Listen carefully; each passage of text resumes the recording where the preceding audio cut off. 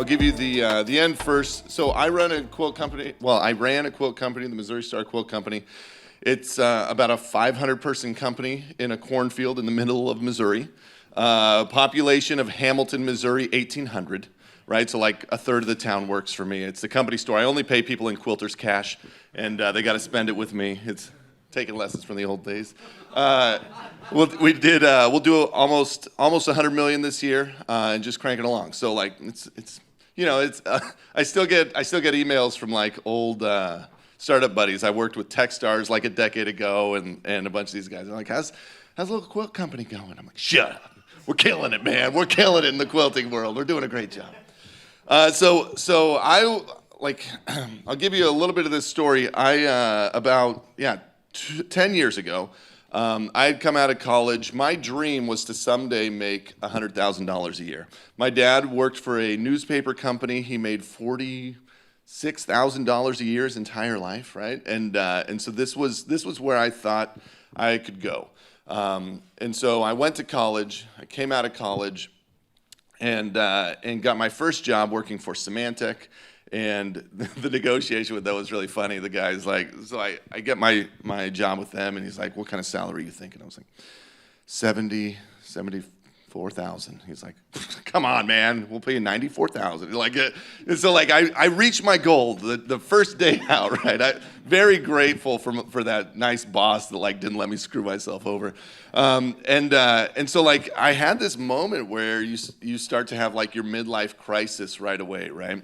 A lot of times when you're just working through a normal job, you get to hold hostage your happiness until you get more money. I'll be happy when I get that raise. I'll be happy when I turn into the manager. I'll be happy once I'm doing this. And then by the time you get there, you're like 60 years old, and you say, oh, well, I'll just golf until I die now. And so like my moment was when I could go into Target and I could buy anything I wanted. And I was like, I can do it now. I finally made it, Mom. And so everything was great for 8 months, and then this was November 2008. Me and 22,000 of my closest friends at Symantec got laid off, right?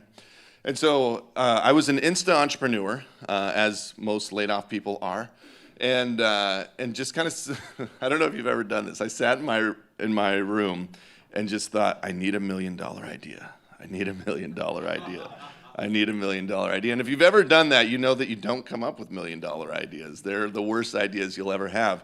And so I decided I was going to start EnviroPure, which is an ozone cleaning technology. So if if you're trying to sell your house, but it smells like some weird your smell and you want to zap it and clean it. And so I was like, this is genius. We got the technology from Japan and brought it over. And in 2008, right, in a housing crisis, I'm trying to sell $5,000 treatments to your house to realtors.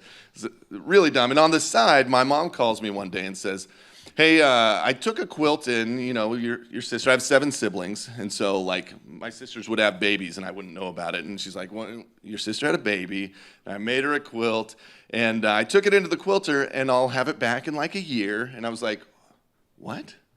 You're gonna get your quilt back in a year? Like, what on this planet takes a year to get back? Right? You can build a house in 6 months. It doesn't take a year to do a quilt. And the quilting is where they stitch around. You make I'm going to give you some quilting nerdiness here. You make a top, and then you have the batting and the backing, and then you stitch it all together, right? That's called quilting. And so Mom had made the top, and she took it into a place to get it quilted. And they do it on a big machine, and she was going to have it back in a year. And I was just blown away. I was like, are you kidding me? If I bought you a quilt machine, could you do this? And she said, yeah, I think I could probably do it. Now, my thinking was, Dad was working for the newspaper, and he's slowly losing his job because newspapers weren't doing great. And Mom, there was a high likelihood they were going to need to live in my basement. I was like, how do we keep you in your house? We've got to make this payment somehow. We need to come up with a job for you. Me and my sister started working. We were just thinking about it and like playing with ideas. And Mom, so Dad worked at the newspaper. Mom worked at one of those like prison camps for troubled teens.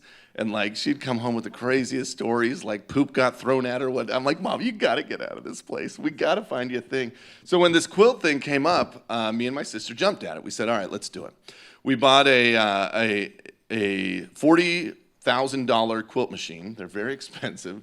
and a $24,000 building in Hamilton, Missouri, right? I couldn't have started this in Manhattan. It wouldn't have worked.